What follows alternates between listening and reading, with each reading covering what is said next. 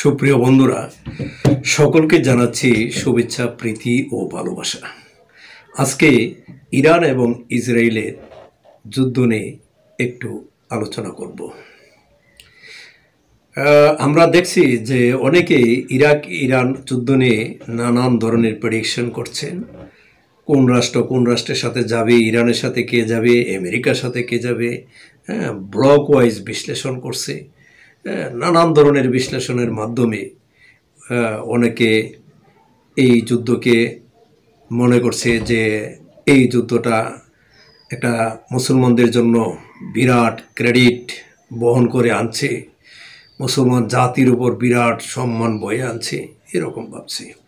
অনেকে ভাবছে যে এই যুদ্ধটা মূলত মুসলিমদেরকে সমূলে একদম পশ্চাদে ঠেলে নিয়ে যাবে।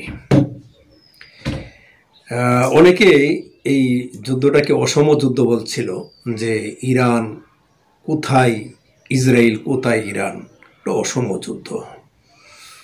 তো এই যুদ্ধ সম্পর্কে আমিও আসলে তেমন কোনো ধারণাই করতে পারিনি। আমার ধারণা ছিল স্বল্প পরিসরে যে ইসরায়েল একটা বিরাট শক্তিশালী রাষ্ট্র, এই যুদ্ধটা ইরানের জন্য মারাত্মক ক্ষতিকর হবে। ইরান হয়তো 2-3 দিন বা 4 দিন টিকতে পারবে। ইসরায়েলের তো নানান অস্ত্রের ভাণ্ডারে এরা সুসজ্জিত, বিরাট সেনাবাহিনী। তো এই যে ধারণা, এই ধারণাটা আমার আঙ্গিকে আমি আপনাদের সাথে শেয়ার করতে চাই। দেখুন, এই যুদ্ধ লাগার পর থেকে আমাদের যে ধারণা ছিল ইসরায়েল সম্পর্কে বা ইরান সম্পর্কে, সেই ধারণার কিন্তু বেশ পরিবর্তন আসতে বাধ্য হয়েছে। যে ইসরায়েলকে আমরা মনে করেছিলাম যে মহাশক্তিধর, ভয়ঙ্কর এক শক্তিশালী রাষ্ট্র, সেই ধারণা থেকে আমাদের সরে আসতে হয়েছে।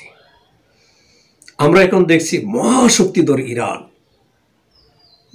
আমরা এখন যা দেখছি যে ইরানের যে ক্ষমতা, ইরানের যে আক্রমণ, সে আক্রমণ থেকে তারা বাঁচার জন্য বরং চেষ্টা করছে। অনেকে হয়তো বলছে যে তুলনামূলক ইরানের ক্ষয়ক্ষতি বেশি, এটাও সত্য। কিন্তু এই আমেরিকার মহাশক্তিশালী মদতপুষ্ট রাষ্ট্র ইসরায়েল, এই আজকে 8ম দিন, এতদিন যাবৎ সে তার সম্পর্কে যে ধারণা ছিল, সেই ধারণা অনুযায়ী কিছুই করতে পারছে না, পারে নাই। বিভৎস এক ধ্বংসযজ্ঞের লীলা ভূমিতে পরিণত হয়েছে ইসরায়েল। তাণ্ডব চলছে, ইরানি তাণ্ডব। ইসরায়েলেরা বাঁচার জন্য ছুটছে, ইরানিরাও চলছে, কিন্তু ইসরায়েলেরাও তার স্বদেশ থেকে, প্রিয় মাতৃভূমি থেকে তারা পালাচ্ছে। ধ্বংস হয়ে যাচ্ছে, সব ধ্বংস। স্কুল, হাসপাতাল, এদের সেনাবাহিনীর সদর দপ্তর, মোসাদের সদর দপ্তর সব ঘুরিয়ে ফেলা হয়েছে, সব তছনছ হয়ে যাচ্ছে। পারিনি এখন পর্যন্ত, যদি আমরা হিসেব করি যে যুদ্ধের লড়াইয়ের যে অবস্থান, সে অবস্থানে ইসরায়েল তেমন কিছু তুলে ধরতে পারে নাই, যতটা তার সম্পর্কে ডাক ছিল। বরং আমরা যারা জানতাম যে ইসরায়েলের অনেক শক্তি আছে, মহাশক্তিধর ইসরায়েল, এখন দেখছি যে নাস্তানাবুদ ইসরায়েল, মহাশক্তিশালী ইরান। এই ইরান বর্তমানে যে শক্তি প্রদর্শন করছে, তাতে মুসলমান ভাই বোনেরা অনেকে উৎসাহিত, উদ্দীপিত। কিন্তু মনে রাখবেন যে এই ইরানকে কাফের ফতোয়া দেওয়া হয়েছে।